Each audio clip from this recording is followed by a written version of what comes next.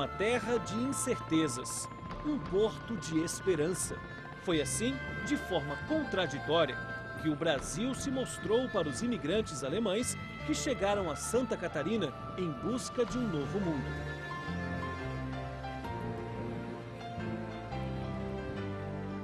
Era o final do século XIX.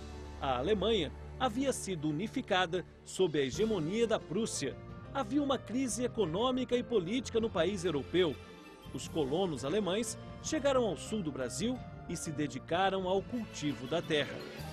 Os alemães se dedicaram à agricultura, influenciaram os costumes da região e também foram decisivos para o início da história adventista em solo brasileiro.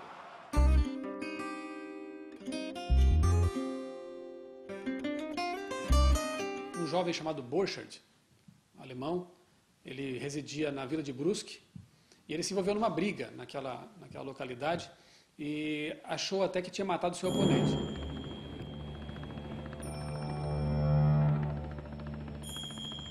Quando chegou no Porto Itajaí, ele embarcou no navio, clandestinamente, né?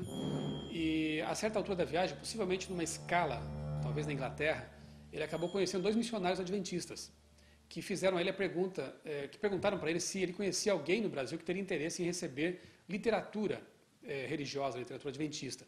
Então o Borchardt forneceu o endereço do seu padrasto, Carlos Drefke, que morava em Brusque. Depois de alguns dias, algumas semanas, chegou ao Porto Itajaí um pacote com revistas com selo de Battle Creek.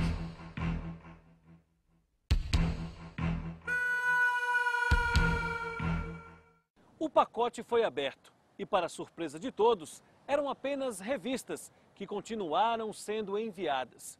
Surge então um inusitado personagem de grande importância nessa história, um professor alcoólatra chamado Frederick Dressler. E ele então passa a ser o responsável por receber essa literatura que já estava agradando muito as pessoas que estavam recebendo aquilo e lendo naquela região.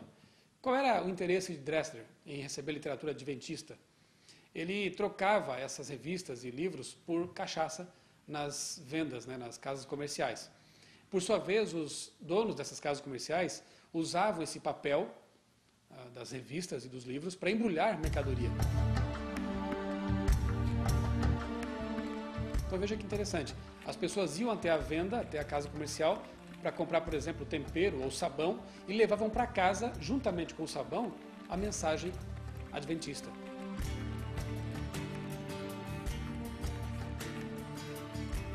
Que tratava da volta de Jesus, de um estilo de vida saudável, da ressurreição dos mortos, do sábado como um dia especial de observância, de descanso, um dia para a família, enfim.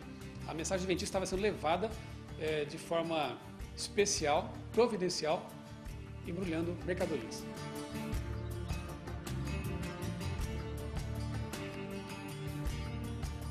Foi assim, de modo aparentemente inexplicável, que surgiu o primeiro homem convertido ao adventismo no Brasil.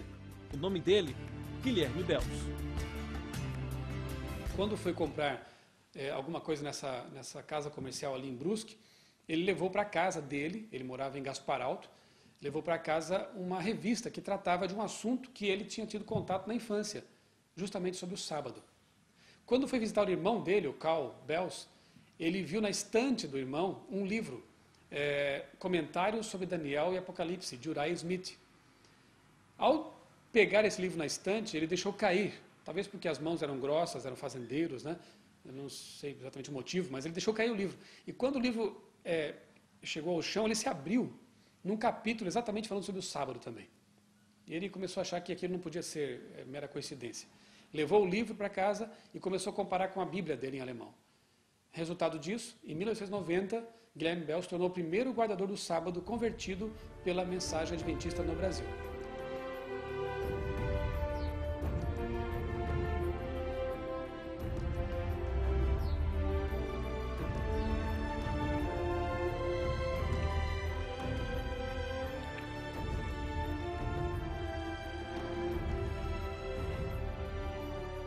Guilherme Bels e sua família formariam um embrião do movimento adventista no Brasil.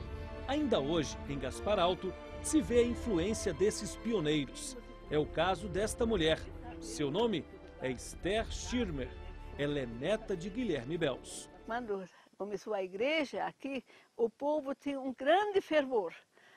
Eles iam para a igreja, sábado de manhã, um convidava o outro, e os homens iam na frente com o chapéu na cabeça, bengala na mão, e iam com todo entusiasmo. Um chamava o outro, espera que eu vou também. As mulheres vinham atrás com os filhos. Era um grande entusiasmo.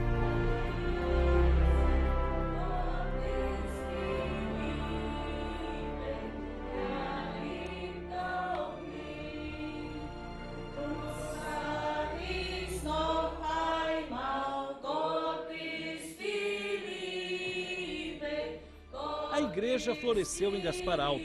Foram criados um centro missionário, a escola sabatina. O sábado passou a ser guardado. Deus, ele nos recebe de braços abertos. Estava pronta a base para o povo do sábado se tornar conhecido. Eu muitas vezes me penso, se ele não tivesse aceitado essa mensagem, o que seria de mim hoje? Eu penso, eu não conhecia a verdade. Assim, como eles esperaram que Jesus volte, eu tenho aquela mesma esperança, que um dia todos os que foram obedientes a Deus, um dia vão se encontrar no céu, junto na árvore da vida, para sempre louvar e agradecer o nome de Deus.